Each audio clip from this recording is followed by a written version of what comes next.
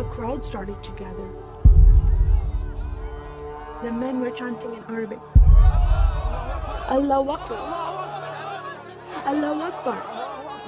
And my father and I, as I was holding his hand, were pushed to the front of this crowd. In the center of this crowd was an Arabic woman, dressed just like this, and she was tied up and she was sitting on a box. Next to her was an Arabic man, and he did a traditional Islamic prayer on the floor. And he got up from the floor, and from his side, he pulled out this very long golden sword, and he beheaded the woman. My legs are shaking, and my heart is going fast. And my father said, if you don't listen to the teachings we're instilling in your life, this will happen to you one day.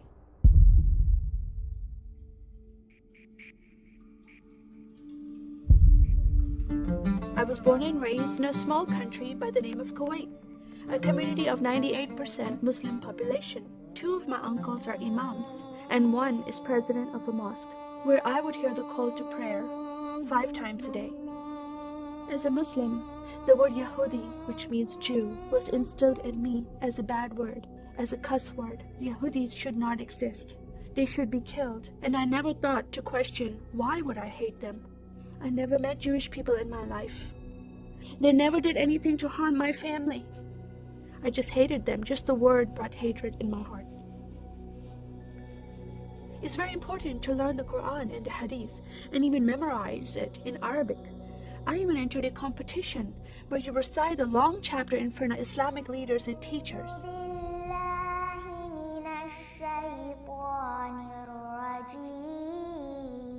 And I came 2nd place. I thought I did a good job. But my father said, no, that's not good enough. Most of my life for me, it was alone, by myself, broken person, in need of love from my family, but I never received it from them. I tried to experience this love from Creator God, from Allah. In my prayer times, I lifted up my hands and I cried out to Allah for help. Please have my father stop beating my mother. Please have my father stop beating me. But no help came. God is not a personable God to Muslims. God doesn't say, I love you. Saddam Hussein forces came in the middle of the night and invaded the small country of Kuwait. And then they came to my city and they destroyed property and they looted people's home and they stole possessions and they killed the men and they raped the women. Then we were granted asylum status to stay in the US. My grandmother suddenly got very sick. She had a heart attack and she went to the hospital. And 2 days later, she passed away. I was devastated because I lost my best friend. And this lady approached me and asked me if I was okay. And I said, no, Paula, my grandmother died. And I just started to cry again. At that moment, I was hurting so much, only crying helped. And Paula came to me and put her arms around me and she gave me a hug. And then she asked me a question. Would you like to go to church with me? When I walked into this church, I experienced love from these people and acceptance from these people like I've never before. Fellowshipping together. They were men and women together. They didn't have to be separate. No one was judging each other. And they knew I was Muslim. They were so friendly to me themselves, accepting of me and loving of me. And that was really surprising to me. And for the first time in my life, I heard a message from the Bible. I started reading the message about Yeshua. When he walked into the synagogue, he was given a scroll from Prophet Isaiah, and he opened the scroll and he started reading that scripture. That the Spirit of the Sovereign Lord is upon me, because he has anointed me to preach the gospel to the poor.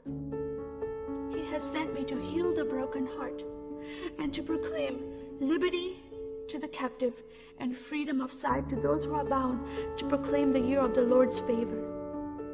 First time I heard these words of freedom and healing and liberty. I'm desperate to be freed from bondage. I was held captive in Islam and I wanted to be freed from that. I was blinded with so much hatred in my heart. The darkness broke from my eyes. The veil came off my heart. I knew the decision I was making to leave Islam is a big decision. By Sharia law, Islamic law, it is death penalty. But I'm desperate to know a living God. In that day, I gave my life to becoming a follower of Jesus. This is the God of Israel, God of Abraham, Isaac, and Jacob. And the nation of Israel is God's heartbeat. And I said, God, forgive me. I did not know I hated your people. I love the Jewish people because it's their God, their Messiah that I'm following, and He told me to love them. I never knew what happened to the 6 million Jews that died. I never heard that in Kuwait in history. Now that I met Holocaust survivors, I know their story, and I shared my story with them. Your God, your Messiah, changed my heart, giving His life for me, so I can have life everlasting. He rescued me. He saved me. He came and brought joy in my life again.